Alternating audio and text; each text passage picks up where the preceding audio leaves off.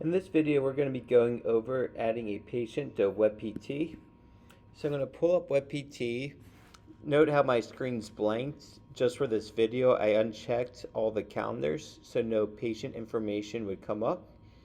So the first step is go to Patient Manager on the left and click Add Patient. So we're going to get the new patient paperwork from Digital Intakes, which I have pulled up here. I'm not going to click on it just because if I click on it, patient information will appear. So I'm going to start off with the downloaded PDF. So on the downloaded PDF of the patient's intake paperwork, the first two pages are just a HIPAA compliance form. So we're going to go to page 3, starting with the About You section. So I'm going to copy and paste the name. Make sure you are copying and pasting to ensure there's no typos. One little typo on the name or any information can completely mess up billing. So we ask you to copy and paste everything. So preferred name, you just put the same name, so we're not going to worry about that.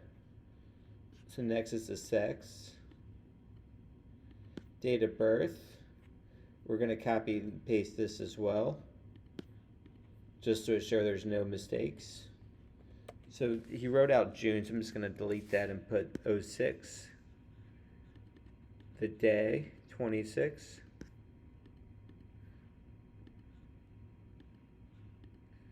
And then the year, 1990.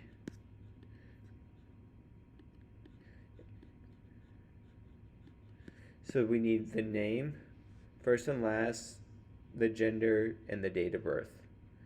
Next, we're going to go to address. Click Add Address. Put home. And copy and paste this as well. Note how if I double click, the whole thing will highlight. So do that instead of this, because if you're doing this, not the entire address won't copy. So double click, copy, paste. Go to the city.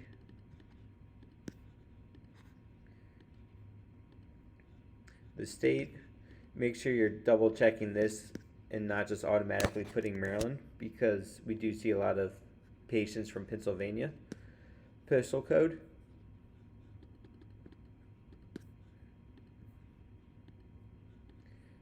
Click set as primary and then OK. So it pops in there. Next, contact info. Add contact. We'll start with the home phone number. Copying and paste each part.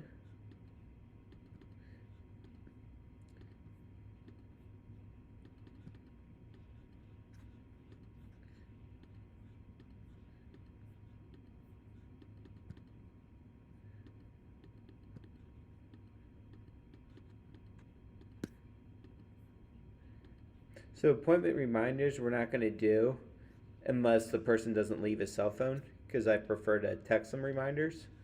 So we'll go to their work phone number. So phone type, or phone, work.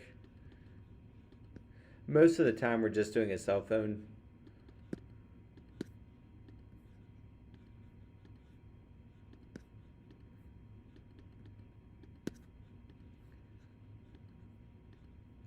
Okay. Now this one will be the cell. So since it's their cell, we're going to hit set as primary, and we're going to add text message reminders. If the person does not have a cell phone, then put in the voice call as a reminder, which is usually just the case with older patients. So cell phone, copying and pasting.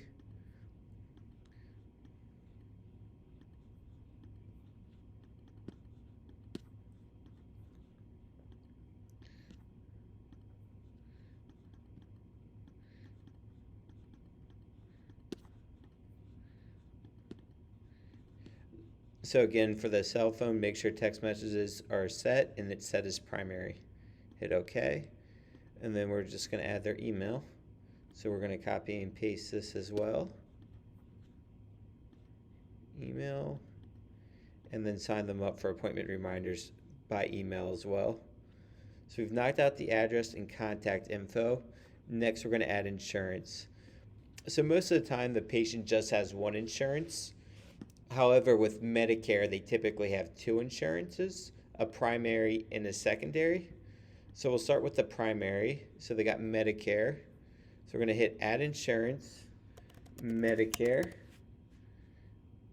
and then select Medicare Health Insurance. Hit Next. Their insured ID, copy and paste.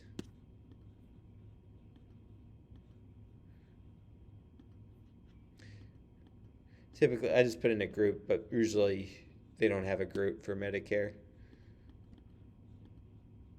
And then Medicare is going to be self-insured party. Leave this blank. Our insurance person will go back in and fill that out. And then this will copy over and hit OK. So we're going to hit that again since it's Medicare with a secondary. Normally, if it's not Medicare, it's just one insurance. So they have Care First as their secondary. So just hit Care First Blue Choice Incorporated. Some of these are like, this one is a Medicare plan, so don't worry about that one. And when in doubt, just check the address listed on the form. There's no address listed here, but normally they type in the address just to make sure it's the same. So subscriber ID. So we're going to copy, paste, group number, copy, paste.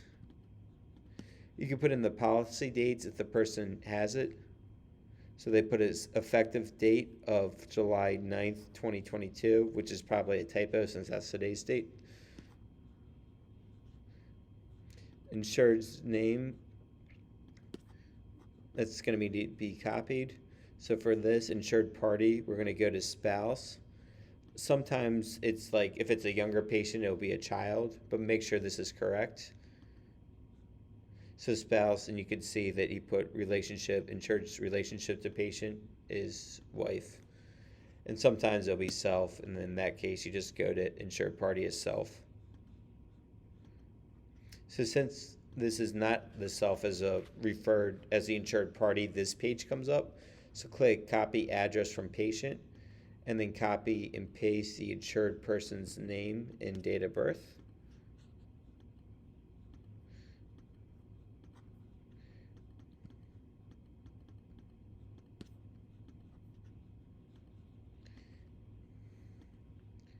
Female, and then her date of birth is January 1st, 1950.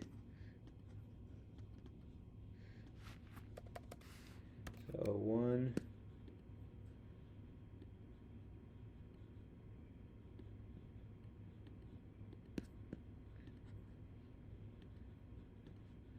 Just reformatting it.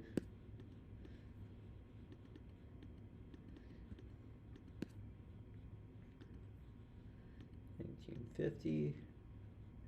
Okay. And then okay. So now you see both insurances come up. Then we're going to add the case by clicking here. So the case title, we're going to go on the 4th page. It's going to say reason for visit. So this person just put low back pain.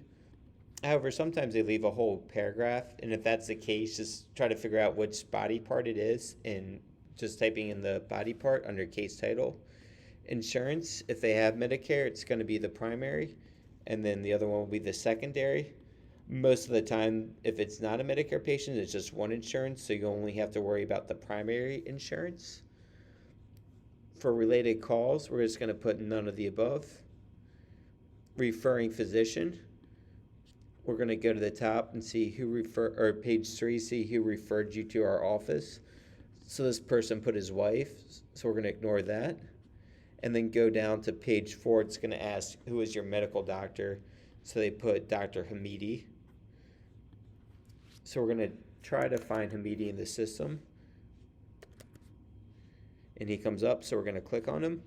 If the person does not have anyone listed, what you're going to do is just type in direct access. And if the person has somebody listed as their medical doctor who's not in their system, there's another video on how to add a physician to WebPT, so that way it automatically populates when you type in their name. So I'm going to type in MIDI. Assign therapist, whoever the person is, the PT they're scheduled with for their first appointment. Hit OK. And then you're going to save patient.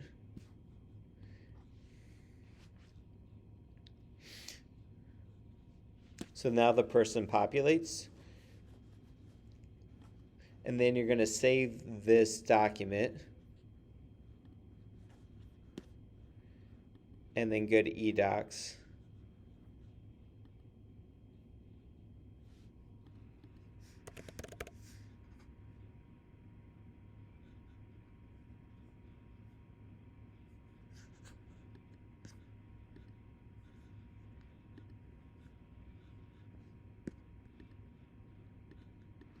I'm just going to save it with starting with A so it comes up right away.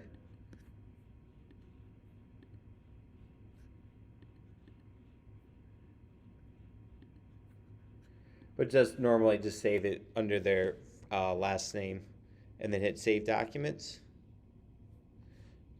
And then click View Document and it should come right up. Make sure you double check that the document's saved correctly.